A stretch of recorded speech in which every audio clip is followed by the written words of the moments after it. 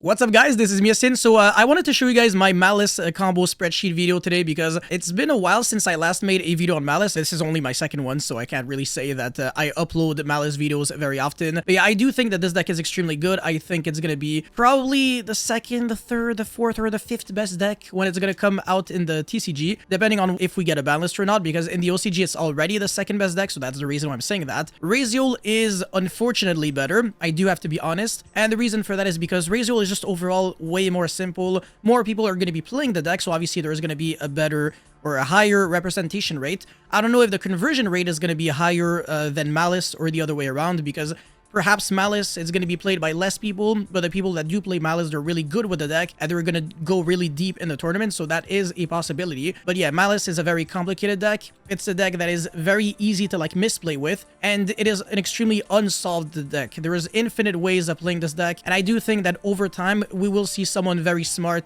pretty much break the deck and make it way better than it currently is. But as it currently stands, this deck is a combo deck. It is also able to like adjust itself to like the pace of like a mid-range or control-esque playstyle, and I do think that it's really good at it because you can play a huge amount of non-engine cards in your deck. You can do like 21 hand traps, and because of that, you don't really let your opponent ever full combo, and that's really good. And you can also draw a lot of cards, you can control the game state like I said, and you do make some really nasty boards if your opponent doesn't hand trap you. And Nibiru is like the one hand trap that does cripple you, but then, you know, cards like the Molchamis, they can be countered even without Ash. There's also Dueling Logbird, and there's also other ways to you know, to play around them. And other cards like a Shifter obviously literally do not really hurt this deck at all. I mean, you can still... You're not going to full combo under Shifter, but you're going to make enough interruptions to the point where it doesn't bother you too much. But yeah, so today I will be, of course, providing you with 10 combos that also beat hand traps. But before we go any further, you already know the drill. Smash the like and subscribe button. It really motivates me a lot to keep making videos like these. And let's try to get this video to 1,000 likes. And also, I do recommend watching this video until the very end because it is important, especially if you're trying to learn the Maliss deck or if you're at least trying to learn how to beat it. Anyways, for combo number 1, this is what we can do with a single copy of Dormouse. So that's assuming that our opponent is not going to stop us. By the way, I really need to mention that there is a huge difference between drawing Dormouse, drawing White Rabbit, drawing Gold Sarc, and drawing the Field Spell. They're all different combos for a very good reason. Anyways, that is going to be banishing the White Rabbit. White Rabbit set the TB11. You can't use it right away because otherwise you hard lose to Nibiru. But yeah, at this point, you're going to be going Haggard Lizardos, which banishes your Dormouse for cost, and then it's going to be summoned back. And then you're going to be linking off into the Red Ransom, and then flip your TB11, summon the Cheshire cat from the deck, and then revive back the Red Ransom, and then on summon, you get to banish a Cyberus monster from the deck. Dotscaper, it does behave like a garnet, because if you draw it, then you can't banish it off of Red Ransom, so it does make your combo a little worse, but I will, of course, be covering this in a combo very soon. But yeah, at this point, the Dotscaper comes back, and then you link off into Splash Mage, revive back your Cheshire cat, and then you're going to be linking off again into Whitebinder, and then you're going to be banishing your trap card, your TB11, as well as the Cheshire cat, which will come back, and you're going to be losing an extra 300. Whitebinder set the GWC, so that's the Monster Reborn. Very good card, because on the opponent's turn you're going to be reviving back the White Binder and then banish a bunch of cards, and that leads to like a lot more interruptions. Anyways, link off into Link Decoder and then into Firewall. The Link Decoder comes back, and then activate your Maliss and Underground to banish the White Binder in the graveyard, which then comes back, and you also draw a card because of its effect. Firewall is now cooling to 2 monsters, so it can recycle back 2, and that's going to be Cheshire Cat and Dormouse, or the White Rabbit. Doesn't really change too much. Link off your White Binder, your Red Ransom, and the Link Decoder for Hearts of Cryptor, which then triggers the Firewall to summon the Cheshire Cat, and then you can draw an extra 2 cards here by banishing the Dormouse. So you're gonna have 3 draws at this point, and then you link off all your monsters for Terahertz, and then send the Cyberus the Zavworm, and on the opponent's turn, you can send for the Mirrologic Aggregator or the Enigmaster Pagbit. There is a bunch of options at your disposal, so it's a really nice board, and of course, we're far from done because we can revive back the White Binder, and then banish both of our Link monsters, and then the Hearts of Cryptor and the Red Ransom come back. The Red Ransom can banish the White Binder, so that also comes back and then sets the MTP07, and it also searches the Field Spell, by the way. And the Hearts of Cryptor is also an interruption. By shuffling back one of your banished Maliss cards into your deck, you can banish a card on the field, doesn't target. So yeah, this is going to be a lot of interruptions because the MTP07 can also banish a card on the field without targeting when you flip it while you control a Maliss Link monster, and you can use it right away by banishing a Maliss monster during the turn it was set. So yeah, you banish the White Binder, and then it comes back. So at this one, we have 4 draws, and we have 2 banishes, and we have the negate from Terahertz, and we also have another send off of this, so either Enigmaster Pagbit or Mirrologic Aggregator, And we also have follow-up in the form of Maliss and Underground. So even if we get like Lava Golemed or something, or Sphere Moded, it doesn't really bother us too much because we know for a fact that we can play for next turn. Okay, so this combo is a little different, but the end result is pretty much the same. The only real difference is that you have to use your TB11 earlier. Obviously, you have to use it on your normal summon because you have nothing else. But yeah, anyways, this is going to be summoned back, and then the Dormouse is also summoned, and then you link off into the Haggard Lizardos. At this point, if you get hit by Nibiru, that is going to be, I think, 5 summons. 1, 2, 3, 4, 5. Yeah, so if you get nibbed, you can't do anything, unfortunately, but it is what it is. Your opponent's not going to have the nib, don't worry, you're better than that. But yeah, banish the Cheshire Cat and then link off it to Red Ransom. It's going to be searching for the field spell, and then link off for Splash Mage, revive back your Cheshire Cat, link summon into White Binder. So that's actually a different sequencing. It's still going to be the exact same thing. So yeah, revive back and then banish the Dotscaper, and then link off for Link Decoder, make a Firewall Dragon here, and then the Link Decoder comes back, and then activate your Maliss and Underground, banish the White Binder, and then it comes back here. It kind of does matter just to... I mean, actually, in this sequencing, it doesn't really matter too much, but it could if you play Nightmare Griffin, because you don't want to give, like, zones to your opponent. So, if you have, like, a Nightmare Griffin here and, like, an SP Lone Knight here, at least you're not pointing up to, like, the spell and to the extra monster zone. So, just keep that in mind, because some people are playing Nightmare Griffin. It is a relatively decent combo. Anyways, Firewall, recycle back 2 monsters, and then link off for the Hearts of Cryptor, which again triggers in order to summon the Cheshire Cat, banish, draw 2 cards, make the Terahertz, and then just like before, this is the exact same end board. The only difference is that we were extremely vulnerable to Nibiru. It's still the same amount of interruptions, the same amount of advantage that you're generating, the same amount of draws. So yeah, really can't complain. Okay, so here we have Gold Sarc and nothing else. And I will fast forward a bit just because the very start is a little too obvious. So yeah, banish the Dormouse and then banish the White Rabbit. Comes back, and then you're going to be obviously setting your TB11. That's always going to be the main play that you want to do, and then Splash Mage, revive back. You can't do anything else, obviously, so you need to get to that point. And then you're going to be summoning the Cheshire Cat, and then revive back your Red Ransom, banish the Dotscaper. So far, the only thing that is, like, different is that we had to use the Splash Mage very early. So we're not going to have access to Splash Mage again later on in the combo, so obviously this is not the exact same thing as combo number 1 and 2. So it's going to be a little weaker, and as you can see, we're making a Link Decoder and then a White Binder using 3 monsters. And then we're going to be triggering both the White Binder to banish the Cheshire Cat and the Trap card, and also the Link Decoder comes back. And then we're going to be going White Binder effect, set the GWC. And we're not done yet, because we can now make a Firewall in the extra monster zone. Don't worry, it's not going to be Firewall pass with nothing else. Field spell, banish the White Binder, comes back, and then you draw a card, and then Firewall, recycle back 1 Maliss card, just so that you can banish it for the Cheshire Cat, and then link off for the Terahertz, and then send your Cybers the Zavworm, and then again on the opponent's turn you send whatever. So yeah, the only difference between this combo and the first 2 is that this time we did not have Hearts of Cryptor access, so it's 1 less interruptions, but it's the exact same amount of advantage that you're generating. Alright, so this is by far the worst combo in the deck. This is when all you have is the field spell and absolutely nothing else. It's very unfortunate, but it is what it is. You still have to know how to play it out. So yeah, field spell, banish the Dormouse. And usually you would think that just having the Dormouse by itself is good enough, but remember that you did have to banish it for once, so you had to use its effect earlier, and also you had to use the field spell earlier, so it's not going to lead to the same thing. But still, banish the White Rabbit, and then obviously that's going to be setting the the TB11. I'm getting the hang of it, now I think I understand how they work. But yeah, Splash Mage, revive back, and then obviously make the Red Ransom. There's literally just no other way of playing it out. Search another field spell, either as fuel for Cheshire Cat, which by the way you cannot use its effect if you summon it off of TB11, so please don't cheat. But yeah, you can also use it as a follow-up play, and then Red Ransom, banish the Dotscaper again, make Link Decoder, and then White Binder exactly just like before, banish the Cheshire Cat and the Trap, the Link Decoder comes back. So very similar as the Gold Star combo. The one difference is that the field spell has already been used, and then we have to banish the field spell in order to draw 2 cards off of the Cheshire Cat when it comes back with its own effect, because we banished it off of the White Binder. And then White Binder is set to the GWC, and at this point we have 2 options at our disposal, because we're out of extenders. We can either make a Firewall or a Terahertz, or we can make a Hearts of Cryptor and pass turn there. Personally, I think it's better to make a Terahertz, but we can also go for a Hearts of Cryptor if we really would just want to play like pure Maliss or whatever. But with Terahertz, you get 2 interruptions. With Hearts of Cryptor, it's only 1. And with Terahertz, obviously, you get a Spell and Trap negate and a Monster negate, or like a the Enigmaster pack bit to like place something in the spell and trap zone. So again, the difference between this combo and the previous ones is that you only draw 3 cards in total, so 2 on your own turn, 1 more on your opponent's turn because of the White Binder that we weren't able to banish on our turn, but we can on the opponent's turn. We do have the GWC, we do have the Terahertz, we do not have the Hearts of Cryptor, so it's a little less advantage, and of course it hard plays into Nibiru. So far the only 1-card combo that can beat Nibiru is Dormouse, nothing else. Okay, so this is another really crafty and cool way of getting your stuff going when your hand is very weak. So assuming that all you have is like Cheshire Cat and a Bystial, doesn't have to be like a good Maliss monster and doesn't have to be a good Bystial. Look at how you can play it out. It is really nice. So yeah, link off into an early link decoder, which is not the kind of thing that you usually see. And then you get back your Cheshire Cat. This is, I believe, 4 summons so far, and summon number 5 is going to be the Red Ransom.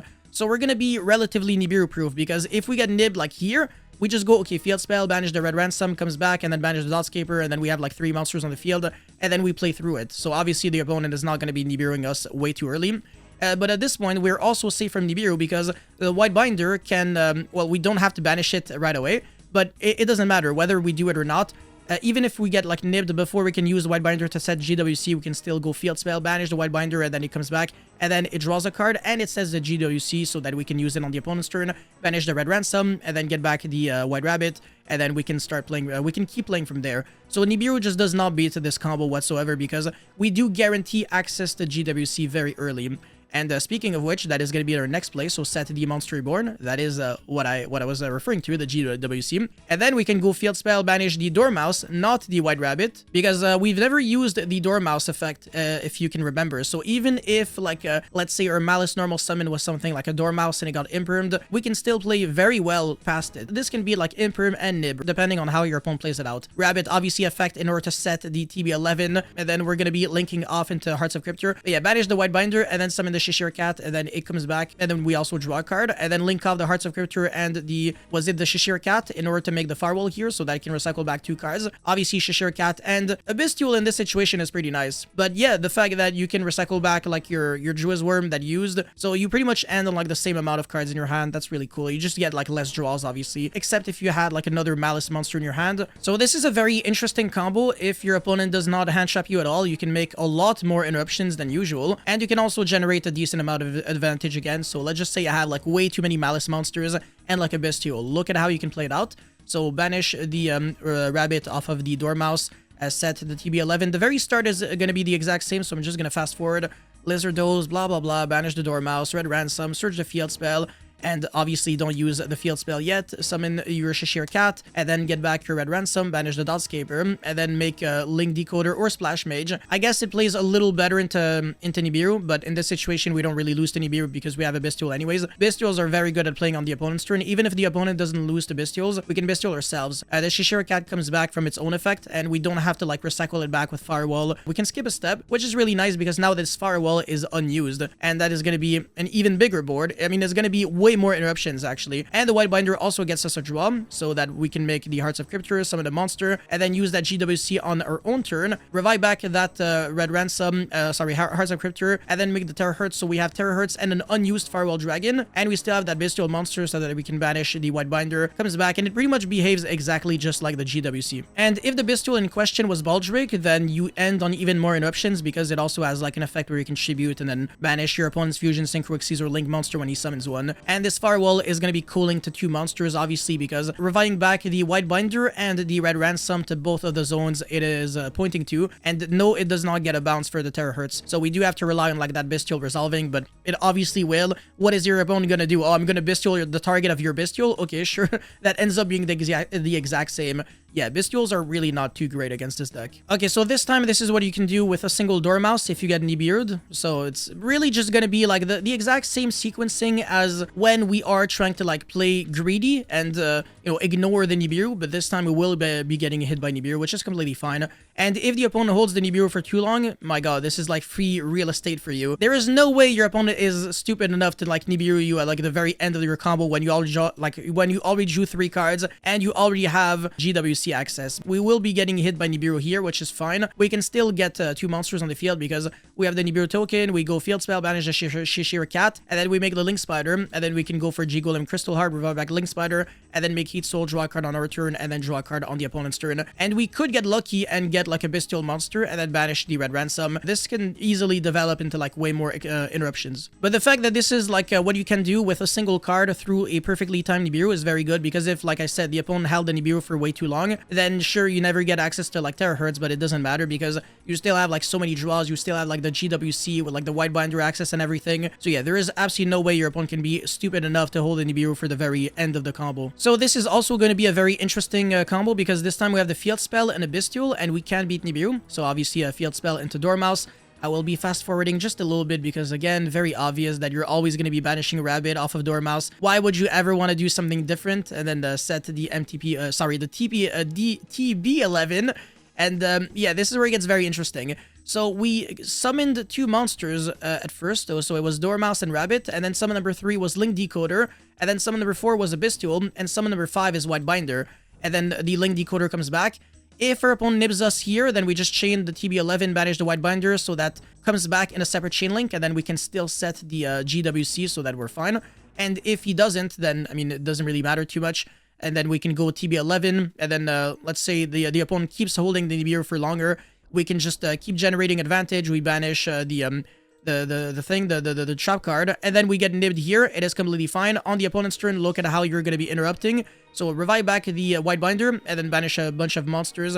The White Rabbit and the Cheshire Cat comes back, and then you can go Rabbit, set the MTP07, and then that can banish a card on the opponent's field, and also search a card. So it's still 1 interruption with the worst starter in the deck and a Bystial through a correctly used Nibiru. Okay, so this is what you can do if you have, let's say, a Maliss monster and an like a Bystial, especially if it's like Lubellion and you play like the whole package, it's gonna be even better. But even if it's not, then it's still really nice. So again, we get Imperm on the Dormouse, that is completely fine. It doesn't really beat us too much, like especially like if you handshot like the small monsters, it absolutely does nothing. Because we just link off for Link Decoder, and then we banish it, and then it comes back, and we get like 3 bodies on the field now. So the opponent is still under a lot of pressure, and then Lubellion gets the regained, so that we can also draw even more cards, because we're already drawing like tons of cards with this deck. And we can also draw a card off of the Link Decoder. It's completely absurd. But yeah, we get Imperm on the Red Ransom, that is completely fine. And then we are going to be linking off into an SP Lone Knight to banish our own Red Ransom, and then also draw a card off of the regained. Even if this also gets Impermed, it really does not bother us too much. Pass turn on nothing else, and we still drew a card, and we have like a Bystial on the end phase if it's Magnamut, and on the opponent's turn, look at how it's gonna pop off even harder. So the regain can revive back that Magnamut, which gives us even more follow-up, and then the Bulge Ray can banish the Red Ransom, which then triggers itself, and then we can revive it back, and then banish the White Rabbit, and then it comes back, and we also obviously surge the field spell, and then we set the MTP07, which can banish a card. And if this is a mirror match, regain is completely nasty, because we banish our opponent's Maliss monsters, and then it goes Chilling 1 to summon itself back, and we can go Chilling 2 regain to shuffle it back into the deck, so the opponent does not get it back. So regained is literally an interruption on the opponent's turn. It's really, really broken. And we also draw a card off of our opponent's card. So yeah, if you want like infinite card advantage that literally just never stops in this deck, the Bystial engine with like Lubellion and regained is definitely something I recommend. We draw 1 card on our turn, 1 card on the opponent's turn, and we also have White Binder to draw a card on our turn. On the opponent's turn, we have Cheshire Cat to draw 2 cards on our turn. So that's like 4 draws on your turn, 2 draws on your opponent's turn every single turn. You will always have multiple hand traps in your hand playing this deck, especially considering the fact that you play like 21. And last and absolutely least, this is the worst combo in the deck. This is when you get very unlucky and you have like the best 1-card combo, but you also have the Garnet, Dotscaper. Like I said, this card makes your combos worse because it means that your Red Ransom cannot banish Dotscaper, so it has to banish Cheshire Cat, but then you used up its effect when you weren't supposed to, so that you have 1 less extender to play with. But don't worry, we can still make it work. Of course, we always can find a way to make everything work. The one difference is that if our opponent has the Nibiru now, and we have just these 2 cards, we for sure lose, unless we play like super conservative. But then if the opponent does not have Nibiru, then we make like way less interruptions. But yeah, the very start of the combo, like I said, is the exact same. The only point where it's going to be different is here. When we revive back that Red Ransom, we can't obviously banish the Dotscaper from the hand. Very unfortunate. By the way, I did forget to mention, if you have Signet Mining in your hand, Signet Mining and Dotscaper is full combo. So just keep that in mind, because Dotscaper has 2 effects, and you can only use 1 effect per turn, and each effect is once per duel, so it triggers itself to revive back either when it's sent to the graveyard or banished. So if you discard it off of Signet Mining, it will trigger its effect, and that way, even if you can't go Red Ransom, banish something relevant, it doesn't matter because you still have that extra body lying around on the field. Anyways, now the Cheshire Cat comes back, and then you could use this effect if you have like something else, but let's just say that you're trying to banish the field spell because it doesn't really do too much at this point. You go into the Hearts of Cryptor, revive back that Link Decoder, and then Splash Mage into that Cheshire Cat. Whitebinder set, well, banish the Hearts of Cryptor as well as the other trap card. You revive back the Hearts of Cryptor and then set your GWC, and then we can go Hearts of Cryptor, banish our own Whitebinder. The only thing that this achieves is that we draw a card, so it's not like an extra extender, but we can still make a Firewall in the EMZ, and that will still lead to 1 interruption on our opponent's turn. And it's not like your opponent can really like bait you by making like a Relinquished Anima, because we can just bounce it back, or we can banish it by other means, like I said, either the Hearts of Cryptor or the MTB07 that we're going to be getting in a couple of seconds. This is still a very nice setup. You still draw 2 cards, you draw another card on the... Sorry, we drew 3 cards, I believe, right? Yeah, we drew off of the Whitebinder on our turn. We drew 2 cards off of the Cheshire Cat. We draw another card with the Whitebinder off of the MTB07, so it's the exact same amount of draws. And we also have the Hearts of Cryptor, the Banish, and the Firewall bounce. So honestly, it doesn't really change too much. The only difference is, again, if we do get hit by Nibiru, it will hurt drastically more. Okay, so for the deck list, I am still kind of hesitating on certain things, but for the most part, I think this deck list is relatively okay-ish. And it is organized in a way that might confuse you a little bit, but I will be explaining very soon. So for the hand traps, I'm playing 21, like I said. 6 Bystials, these 3 are not set in stones, whereas these 3, there is no way I'm going to like an event without them. But these 3, they might definitely change to like something else. Maybe I'm going to play like a 3rd Baldrake or like a 3rd Jwizworm instead of the Saronier, just because this card does nothing when you're not playing Lubalion. It's really just a name, but it doesn't do anything. It has like no effect. It's basically just a DD Crow that you can also use on yourself that also has like stats, but it's basically a Dark Magician. It's a normal monster, unfortunately, but it's still a really good card. Like, you still can draw like Saronier and Cheshire Cat, and that's still full combo, so I will still take it. And then the other hand traps, I think it's kind of obvious. Ash and Droll, they're here to like hurt the opponent and also help you. If you're under Molchami, you can just Ash it, or you can Droll yourself, and the only search in this deck that you really need is the field spell, and even without it, you can still function. So if you get, if you still have access to this card, you can still play really well. So yeah, I will show some lines eventually where you just have to Droll yourself. And yeah, for the other hand traps, Ghost Ogre, Veiler, and Imperm, we are not playing Dominus Impulse because it will lock you out of using Dotscaper, and I think some other things as well. Firewall Dragon, not that it really matters too much. Yeah, that's about it actually. Yeah, it really just locks you out of like two cards. But yeah, Dominus Impulse is also very bad into Raziel. It only negates like the plugin and the effect of the node Raziel to revive back a monster from the grave. That's it, that's all. It's honestly a garbage card. And Shifter is not the kind of card that I'm trying to main deck because it is dead in the mirror match and it is not great against Raziel. They're just gonna make Detonator Pass or like Baguska Pass, and that's actually good enough against you, unfortunately. And under Shifter, you can't fully pop off. Like, you can just make like a half board. Usually it's gonna be like SP with like a Hearts of Cryptor, or maybe like the setup of like Whitebinder with the MTP07, and you're still drawing cards, but it's not like that many interruptions. And then yeah, for the actual engine cards, I'm playing 3 Cheshire Cat, but only because I play 6 Bystials. If you don't play as many Bystials, then you shouldn't play a bunch of Cheshire Cats. That's really just because I consider it to be like a semi-starter, because I can still draw like a shit Maliss monster with, you know, a Bystial and it still works. But like I said, if you're on 3 Bystials, you gotta play 1 to 2 Cheshire Cats, not 3, otherwise that's way too much. Obviously, these 2 monsters are cards that you gotta max. 3 Malice and Underground with the gold sarcophagus.